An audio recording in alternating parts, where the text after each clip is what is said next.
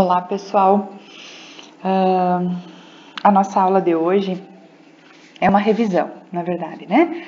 Nós vamos fazer uma revisão sobre a reprodução dos seres vivos. A gente viu algumas coisas já em aula, mas o que a gente vai ver aqui são algumas coisas importantes que não podem ser esquecidas ao longo do ano. E depois dessa aula sobre reprodução, a gente vai dar uma guinada no conteúdo e vai passar para um outro tema bastante diferente da proposta original.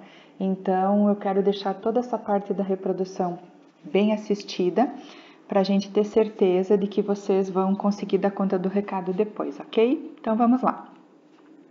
A reprodução assexuada, para a gente lembrar, né? É um tipo de reprodução que não envolve a participação de gametas. Prof, o que são gametas? São células especiais de reprodução. Então, se a gente pegar a reprodução humana, né? A reprodução humana exige 2 tipos de gametas que carregam metade da carga genética cada um: o espermatozoide e o óvulo. No momento que acontece a fecundação, que é a união entre o óvulo e o espermatozoide, vai surgir um zigoto, ou seja, o início de um novo ser. Na reprodução assexuada isso não acontece, porque não tem a participação dessas células especiais. Como que acontece então? São tipos especiais de reprodução que vão dar origem a indivíduos geneticamente idênticos, se não praticamente iguais, o que não vai acontecer na reprodução sexuada. Então, vamos ver algum desses tipos aí. O primeiro, mais comum de todos eles, é a reprodução das bactérias. Acontece, então, através da bipartição, né? Ou também chamada de divisão binária. Nós vamos ter a reprodução, uma bactéria, né? Começa a dividir o seu material genético, começa também a dividir a sua célula, esse material genético se parte ao meio, a célula também se parte, e no final a gente vai ter 2 indivíduos geneticamente iguais ao indivíduo A. Então, o indivíduo E, né, são 2 indivíduos exatamente iguais ao indivíduo A. Já no brotamento, aqui tem um exemplo da hidra, né? Um exemplo real da hidra, que é um animal do grupo das águas-vivas, né? Que é um animal que tem tentáculos e que queima. A gente vê então um brotinho saindo do corpo deste animal. Apesar dele estar meio fixo, né? E ter uma cor meio esverdeada, ele não é uma planta, ele é um animal. Ele não faz fotossíntese, né? Por isso ele é um animal. Como é que acontece o brotamento nesse exemplo da hidra? Então, nós vamos ter uma hidra e observa que na lateral do corpo dela começam as células a se reproduzir, formando um pequeno broto. Esse broto vai aumentando de tamanho, né? E ele pode ficar grudadinho no corpo da hidra mãe, ou ele pode se separar, formando um outro indivíduo. Quando ele fica unido no corpo da hidra mãe, nós vamos ter a formação de uma colônia, né? Que outro exemplo a gente pode dar de brotamento? Nós podemos dar o exemplo das esponjas, que também fazem brotamento, e algumas plantas também fazem, embora as plantas precisem da reprodução sexuada no início para fazer reprodução. Terceiro exemplo é a esporulação. Então, neste caso, ele vai utilizar células especiais que são os esporos, não são gametas, são esporos. Então, o exemplo que nós vamos ter aqui são os cogumelos, né? Um cogumelo adulto já, né? Tem o seu corpo de frutificação. Nesse corpo de frutificação vão aparecer lamelas.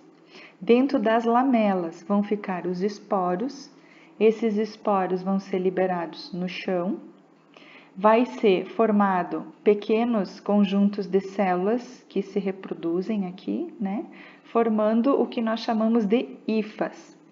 Essas hifas vão brotando também, vão se ramificando e vão formando uma estrutura, que é um conjunto de hifas, que nós chamamos de micélio. E sobre esse micélio vai crescer novamente o corpo de frutificação.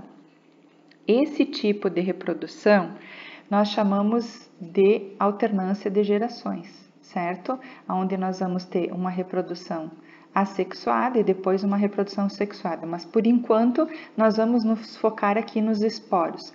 Aqui também nós temos uma foto do bolor do pão, né? Fica aqui em cima dessas estruturas e ele é um pozinho preto, por isso que ele é chamado bolor do pão. Então, quando a gente guarda uma fatia de pão dentro da geladeira ou dentro de um armário, dentro de um saquinho plástico que tem as condições especiais para o bolor do pão se desenvolver, que é calor, umidade e escuro, né? Ele vai se reproduzir e vai gerar esses esporângios, que são estruturas que abrigam os esporos. Assim que os esporos caem no chão, começa toda a estrutura de reprodução muito semelhante à do cogumelo. E o outro exemplo de esporos que nós temos é a samambaia. Então, no verso da folha da samambaia ficam estruturas aqui agrupadas que são chamadas de soros.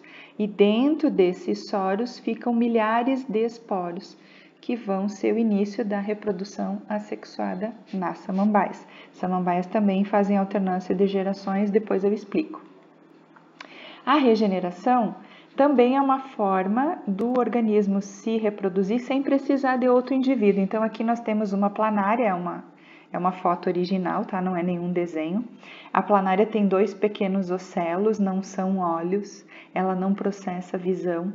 Esses ocelos, eles percebem variação de calor, né? Então, é um animal que é um verme do grupo dos plateumintos.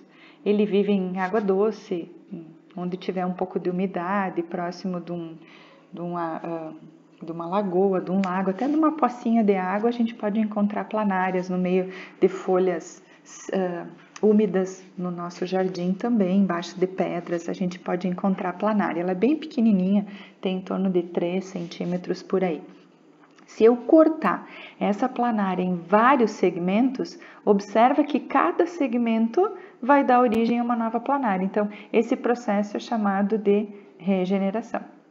E nós vamos ter também a reprodução assexuada em plantas. Então, poderíamos encontrar vários tipos. Eu selecionei 2 aqui, tá?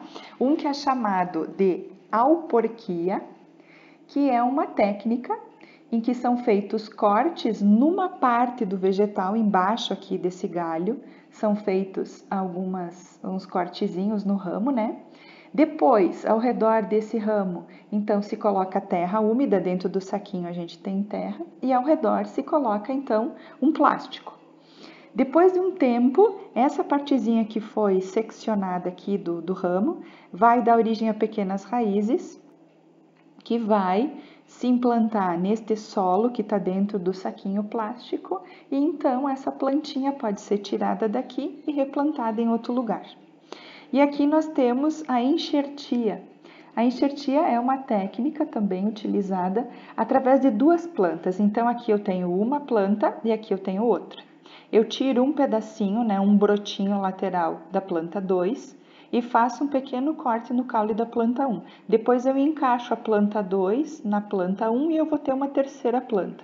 A gente pode colocar uma fita, um plástico, alguma coisa aqui, né, para facilitar que essa planta 2 aqui fique bem aderida na terceira e logo em seguida vai brotar, né? E nós vamos ter então uma nova planta originária da mistura entre essas 2, mas é considerada uma reprodução também assexuada.